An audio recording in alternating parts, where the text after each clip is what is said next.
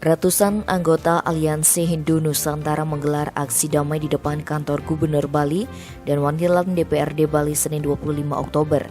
Aksi tersebut untuk menyikapi Mahasabha ke-12 PHDI Pusat yang berlangsung 28 Oktober 2021.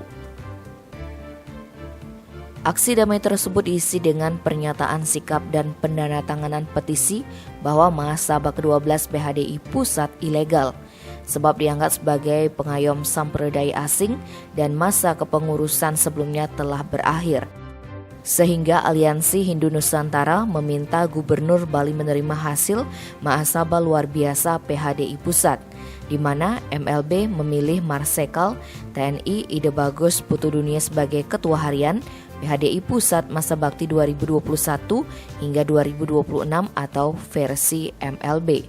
Ketua Aliansi Hindu Nusantara Wayan Bagiarta Negara menjelaskan, Mahasabha yang akan digelar itu ilegal lantaran kepengurusan sebelumnya telah berakhir, sehingga tidak memiliki kewenangan melakukan Mahasabha kembali.